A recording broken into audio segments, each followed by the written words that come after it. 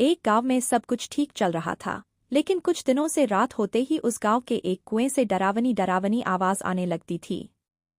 एक दिन एक घर में रामू और उसकी पत्नी रोशनी रहते थे तो रामू बोला, अरे सुनती हो?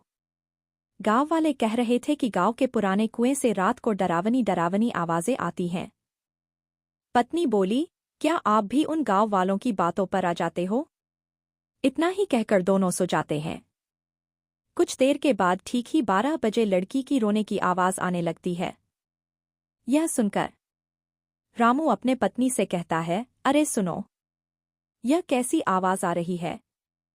तभी रामू की पत्नी बोली, हाँ जी, कहीं गांव वाले सही तो नहीं कह रहे थे। इस तरह दोनों उठकर बैठ जाते हैं। रामू की पत्नी बोली, रुको, मैं देख कर आती हूँ। रामू कहता है, पागल हो गई हो क्या? इतनी रात को भले तुम अकेले वहां क्यों जाओगी? मैं भी साथ में चलूंगा। रामू की पत्नी बोली, ठीक है जी, तो चलो। दोनों कुंवे की तरफ चल दिए।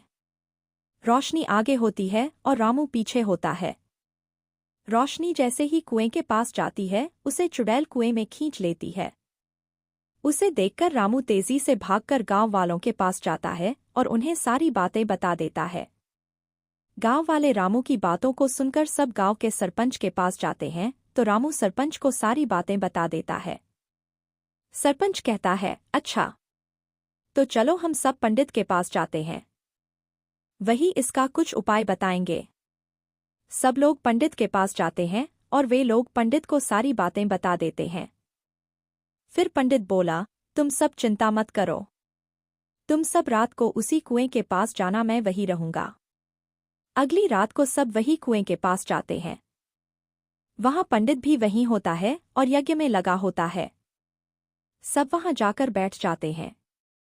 कुछ समय बाद पंडित कहता है, यह चुड़ैल बहुत शक्तिशाली है। इसका एक ही उपाय है कि तुम सबको मैं एक मंत्र दे रहा हूं, इसका जाप करो। पंडित जी जो मंत्र देते हैं, सब वह मंत्र का जाप करने लगते हैं।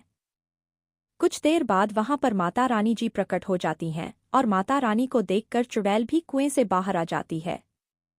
उसके बाद माता रानी अपनी तीव्र शक्ति से चुड़ैल का खात्मा कर देते हैं और अंत में रामू की पत्नी रोशनी भी चुड़ैल के चंगुल से सही सलामत छूट जाती है।